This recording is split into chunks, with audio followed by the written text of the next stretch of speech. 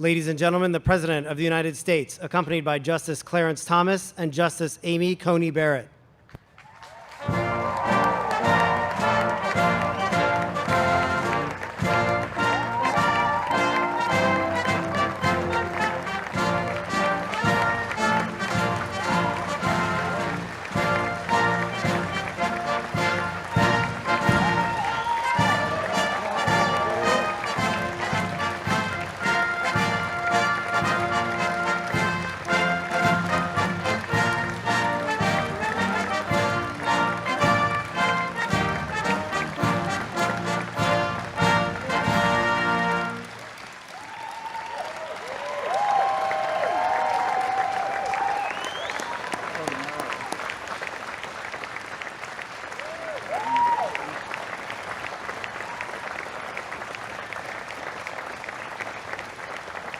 Thank you very much. Appreciate it. Thank you very much. Distinguished guests and my fellow citizens. This is a momentous day for America, for the United States Constitution, and for the fair and impartial rule of law. The Constitution is the ultimate defense of American liberty. The faithful application of the law is the cornerstone of our republic. That is why, as president, I have no more solemn obligation and no greater honor than to appoint Supreme Court justices. On this October evening, and it is so beautiful, the First Lady and I welcome you to the White House to bear witness to history. In a few moments, we will proudly swear in the newest member of the United States Supreme Court, Justice Amy Coney Barrett.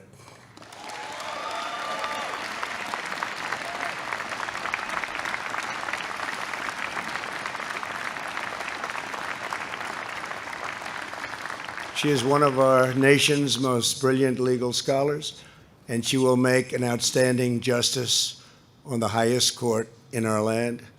Justice Barrett's oath will be administered by the court's longest-serving member, currently on the bench, a man whose allegiance to the law has earned him the respect and gratitude of all Americans, Justice Clarence Thomas.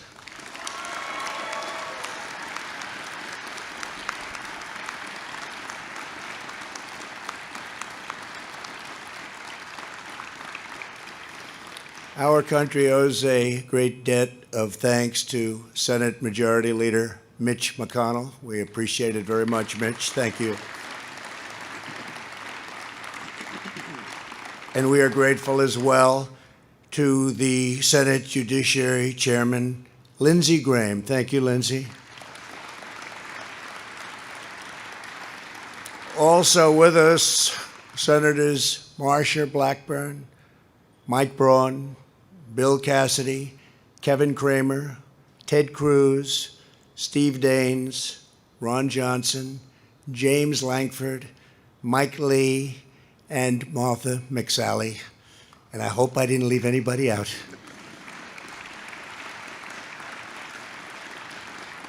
And a very special thanks to our great Vice President, Mike Pence. Thank you, Mike.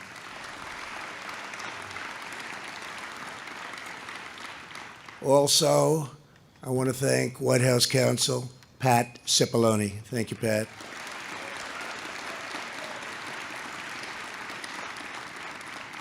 And very importantly, I want to welcome Justice Barrett's husband, Jesse. Thank you, Jesse. Thank you. Let me also recognize your 7 children, your great, beautiful children who have become really very, very popular in this nation. People have been watching them and loving them, and they're watching right now back home in Indiana. Thank you very much.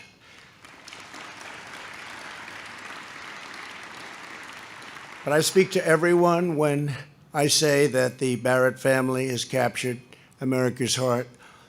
It is highly fitting that Justice Barrett fills the seat of a true pioneer for women. It's Justice Ruth Bader Ginsburg.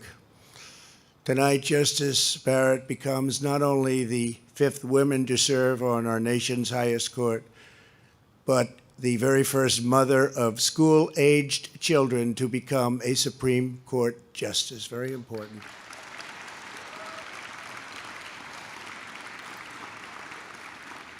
Over the past few weeks, the entire world has seen Justice Barrett's deep knowledge, tremendous poise, and towering intellect. She answered questions for hours on end.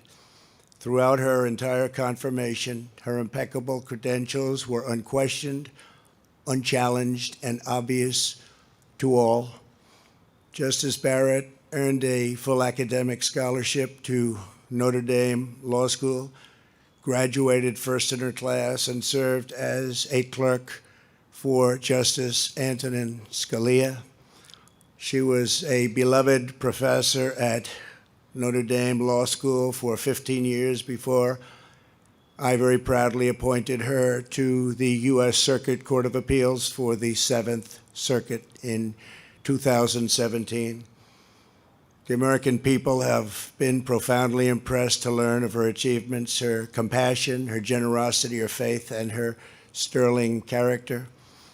Justice Barrett made clear she will issue rulings based solely upon a faithful reading of the law and the Constitution as written, not legislate from the bench. The equal, impartial, and constitutional rule of law that we enjoy every day in America is one of the crowning achievements in the history of human civilization. It is the triumph of reason, experience, and the values which are eternal and everlasting. Our devotion to this inheritance is what has made America the most just, exceptional, and glorious nation ever to exist. I want every American child watching to understand that this is a very special and important ceremony. We are fulfilling the duty that passes to each new generation to sustain the national traditions and virtues that make possible everything we have achieved before that. We will do tomorrow because of our Constitution and our culture of freedom. You live in a land where anything is possible and where any dream can come true.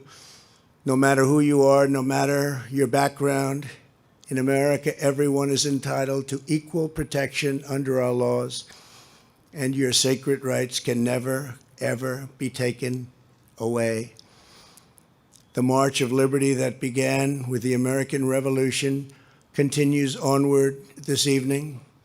Tonight at the White House, we carry forward the cause of freedom, equality, and justice for which so many generations of Americans have given so much. We honor the cause for which men died to win the Civil War and for which they jumped out of airplanes and shed their blood on distant battlefields. We honor the immortal principles inspired millions in the struggle for civil rights, and we take special pride in the nation that inspires billions of people all over the world. We must never take this radiant inheritance for granted. We must never lose confidence in our history, our heritage, or in our heroes.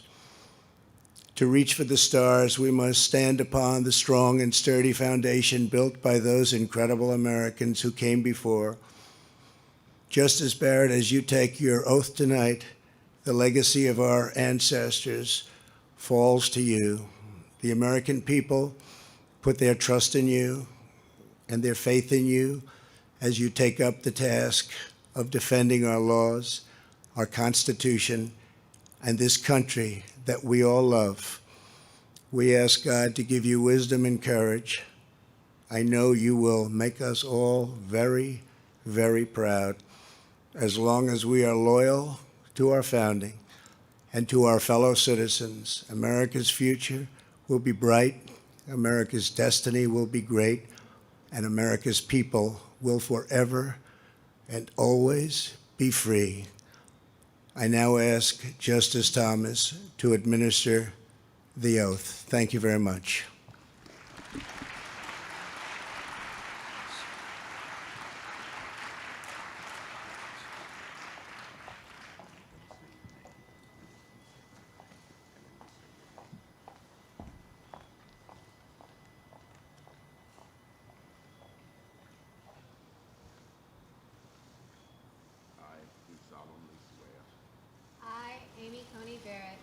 solemnly swear that I will support and defend the Constitution of the United States that I will support and defend the Constitution of the United States against all enemies, foreign and domestic, against all enemies, foreign and domestic, that I will bear true faith and allegiance to the same, that I will bear true faith and allegiance to the same, that I take this obligation freely, that I take this obligation freely, without any mental reservation without any mental reservation or purpose of evasion, or purpose of evasion, and that I will well and faithfully discharge and that I will well and faithfully discharge the duties of the office on which I'm about to enter. the duties of the office on which I am about to enter.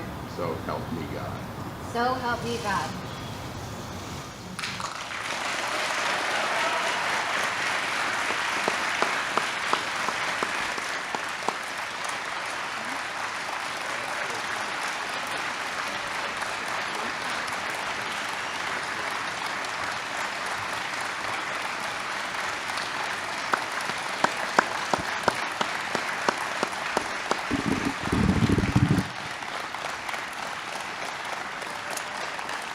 Thank you. Thank you so very much. Thank you all for being here tonight. And thank you, President Trump, for selecting me to serve as an Associate Justice of the United States Supreme Court. It's a privilege to be asked to serve my country in this office, and I stand here tonight truly honored and humbled. Thanks also to the Senate for giving its consent to my appointment. I am grateful for the confidence you have expressed in me, and I pledge to you and to the American people that I will discharge my duties to the very best of my ability. This was a rigorous confirmation process, and I thank all of you, especially Leader McConnell and Chairman Graham, for helping me to navigate it. My heartfelt thanks go to the members of the White House staff and Department of Justice who worked tirelessly to support me through this process. Your stamina is remarkable, and I have been the beneficiary of it. Jesse and I are also so grateful to the many people who have supported our family over these last several weeks. Through ways both tangible and intangible, you have made this day possible. Jesse and I have been truly awestruck by your generosity. I have spent a good amount of time over the last month at the Senate, both in meetings with individual senators and in days of hearings before the Senate Judiciary Committee. The confirmation process has made ever clearer to me one of the fundamental differences between the federal judiciary and the United States Senate.